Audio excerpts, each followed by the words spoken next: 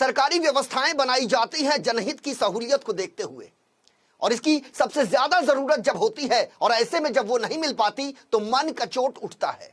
हम बात कर रहे हैं मुंबई से सटे भाईंदर इलाके की, जहां सरकारी यंत्रणाओं की नाकामी का एक और चौंकाने वाला मामला भाईंदर पूर्व नवघर परिसर से सामने आया है। बीती रात भारतीय जनता पार्टी के नगर सेवक को भाईंदर पूर्व में रहने वाले कुछ नागरिकों का फोन आया कि एक 65 साल का बुजुर्ग नागरिक मूर्छित अवस्था में एक दुकान के बाहर फुटपाथ पर गिरा पड़ा है, जिसके बाद बीजेपी नगर सेवक मदन सिंह ने तत्काल नवघर पुलिस और 108 सरकारी एम्बुलेंस को फोन कर बुजुर्ग नागरिक की मदद के लिए बुलाया। 108 एम्बुलेंस में मौजूद डॉक्टर और एक स्थानीय युवक बुजुर्ग को लेकर पहले मनपा के सरकारी अस्पताल टेम्बा पहुंचे, जहां मौजूद डॉक्टर जय ने बुजुर्ग का प्राथमिक इलाज तो कर दिया, लेकिन मनपा का टेम्बा अस्पताल कोविड मरीजों के लिए आरक्षित है। इसलिए डॉक्टर जय ने एम्बुलेंस की डॉक्टर और युवक को बुजुर्ग को किसी दूसरे सरकारी अस्पताल ले जाने को कहा, जिसके बाद 108 एम्बुलेंस से बुजुर्ग को लेकर मनपा के मीरा रोड में मौजूद दूसरे सरकारी अस्पताल में ले जाया गया। वहां भी डॉक्टरों ने यह कहकर बुजुर्ग को किसी दूसरे सरकारी अस्पताल में ले जाने की हिदायत दे दी, क्योंकि कारण यह बताया गया कि मनपा के इस अस्पताल में सिर्फ और सिर्फ गर्भवती महिलाओं का इलाज किया जाता है।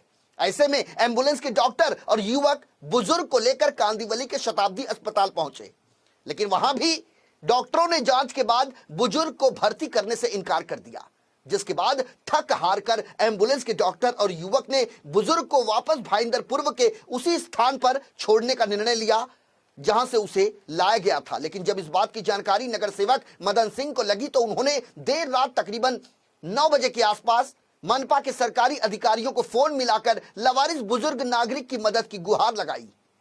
किसी तरह बुजुर्ग को सरकारी या फिर प्राइवेट अस्पताल में भर्ती करवाया जा सके, लेकिन उन्हें भी निराशा हाथ लगी, जिसके बाद मदन सिंह ने स्थानीय पत्रकार से मदद मांगी। पत्रकार और नवघर पुलिस स्टेशन के वरिष्ठ पुलिस इंस्पेक्टर मिलिंद देसाई की मदद से आखिरकार देर रात 10 बजे के आसपास बुजुर्ग को मनपा के काशी मीरा परिसर में मौजूद बेघर आश्रम में भर्ती कराया गया। तो कुल मिलाकर कहने का मतलब यह है कि सभी इलाकों में सरकारी अस्पताल तो हैं, इलाज के लिए डॉक्टर भी, लेकिन समय पर बुजुर्ग की मदद करने में सब के सब लाचार नजर आए। अब मामला ऐसा है कि मुझे यहाँ के लोगों ने मुझे फ़ोन किया दोपहर को 3 बजे कि एक 4-5 दिन से एक लावारिस आदमी, बुढ़ा आदमी यहाँ फुटपाथ पे खाता था, सोता था, यहाँ के लोग उसको खाना पीना देते थे। 12-1 बजे से उसको चक्कर आया, गिर गया, वो एकदम तड़फड़ा रहा था कि मतलब जिंदा रहेगा कि नहीं रहेगा, यही स्थिति थी। तो इन लोगों ने मुझे फ़ोन किया, फिर मैंने पुलिस स्टेशन को फ़ोन किया, Navghar police station. Navghar police station ने बोला कि 108 पे फ़ोन करो। फिर 108 ने फ़ोन किया कि पुलिस आएगी तब मैं आऊँगा। तो मैं नवघर पुलिस स्टेशन और 108 दोनों को कोऑर्डिनेट करके यहाँ बुलाया, और 108 वाले उस समय पहले तो पेशेंट को लेके नहीं जा रहे थे, ये कह रहे थे कि लावारिस है, कोई साथ में दो। जब लावारिस की परिभाषा क्या है, जब उसका कोई नहीं है तभी तो वो लावारिस है, तो उसके लिए कोई क्या करेगा? मतलब लावारिस है तो उसको सरकार रोड पे मरने के लिए छोड़ दे। आज जानवरों के लिए भी नहीं छोड़ते, जानवर तड़पता हो तो लोग उसका इलाज करते हैं। और ये जो सरकार है महाविकास आघाड़ी, इन्होंने ऐसा नियम बना के रखा है कि लावारिस है तो उसको कोई नहीं लेगा। लेकिन फिर भी मैंने यहाँ के अपने एक सामाजिक कार्यकर्ता हैं, क्या नाम तुमसे? अविनाश फरांदे करके एक लड़का है, मैंने उनसे रिक्वेस्ट किया, वो तैयार हो गए। वो बोले इनकी जान बचानी है तो मैं इनके साथ जाऊंगा। तो अविनाश 3 बजे से इस 108 की गाड़ी है जो देख रहे हैं, उस पेशेंट को लेकर के यहाँ से टेम्बा से शताब्दी, और टेम्बा में थोड़ा सा कुछ इंजेक्शन वगैरह फर्स्ट एड इनको किया, लेकिन कोई अस्पताल इनको लेने को तैयार नहीं है। ये महाराष्ट्र की जो भकास सरकार है, ये हजारों करोड़ों अरबों रुपए एडवर्टाइज पे, बैनर पे, टीवी पे, सोशल मीडिया पे खर्चा कर रही है।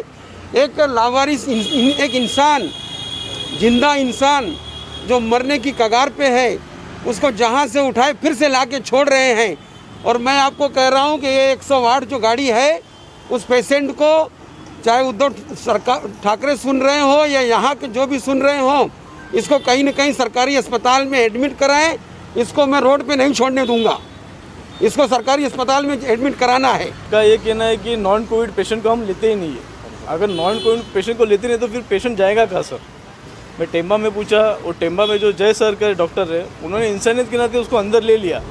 प्राइवेसी ट्रीटमेंट करने के लिए मैंने उनको रिक्वेस्ट किया, उन्होंने ट्रीटमेंट भी किया। उन्होंने मुझे रेफरेंस भी दिया, आप शताब्दी नायर नहीं तो KM हॉस्पिटल लेके जाइए। लेकिन पुलिस बोल रही है कि आप इंदिरा गांधी नगर हॉस्पिटल में लेके जाइए, इंदिरा गांधी हॉस्पिटल में। लेकिन वहाँ भी वो मना बोल रहे हैं, हवा में बात कर रहे कि वहाँ भी लेंगे या नहीं लेंगे वो पता नहीं। हम डॉक्टर से रेफरेंस देते कहाँ लेके जाना है, वो बोल रहे आप शताब्दी में लेके जाइए, मुझे बात करवा लीजिए, मैं बात कर लेता हूँ। मैं बात करूँगा तो ले लेंगे। तो मैं उनके भरोसे में लेके गया वहाँ, तो उन्होंने भी वहाँ पुलिस वालों ने हाथ ऊपर कर दिया। ये उनका रिपोर्ट है पूरा सर। अभी क्या हुआ, अभी क्या बोले वापस? वो बोले वापस आप लेके जाइए, क्योंकि नॉन कोविड पेशेंट के लिए यहाँ कोई जगह ही नहीं है। अगर नॉन कोविड पेशेंट जाएगा नहीं तो फिर कहाँ जाएगा सर, आप बताइए मुझे। अभी आप बुजुर्ग को यहीं छोड़ने आ रहे हो जहाँ पे उठाए थे? ऑप्शन नहीं ना सर, मुझे फिर सर से बात करके मुझे यहाँ छोड़ना पड़ा। वो सर से बात करके बोले कि अभी क्या करना है मुझे बता दीजिए, मैं वैसे कर लेता हूँ। हम पहले इसको यहाँ से टेम्बा लेके गए सर। टेम्बा हमको पता था कि कोविड है, वहाँ पे लेंगे ही नहीं हम, इसलिए भी फिर भी वहाँ के डॉक्टर ने बेचारे ने इनका कोविड का टेस्ट किया, एक्सरे किया और 2 इंजेक्शन दिए उनको ताकि ये ठीक हो जाए, क्योंकि इनका BP थोड़ा बढ़ा हुआ था। उन्होंने इंजेक्शन दिया, एक्सरे किया, कोविड इसका पॉजिटिव नहीं आया, निगेटिव था। तो उन्होंने क्या बोला कि हमारा हॉस्पिटल कोविड है तो हम नॉन कोविड पेशेंट नहीं लेते, एक काम करो आप या तो इंदिरा गांधी लेके जाओ। फिर उन्होंने बोला इंदिरा गांधी में भी नहीं लेते, क्योंकि इंदिरा गांधी नॉन कोविड वो सिर्फ प्रेगनेंसी का पेशेंट लेते और खाली प्रेगनेंसी लेते हो। फिर उन्होंने बोला कि काम करो आप शताब्दी जाओ, या अविनाश भाई को उन्होंने बोला शताब्दी जाओ, वहाँ मैं फ़ोन कर दूंगा ले लेंगे। अविनाश को हमने क्या बोला कि हम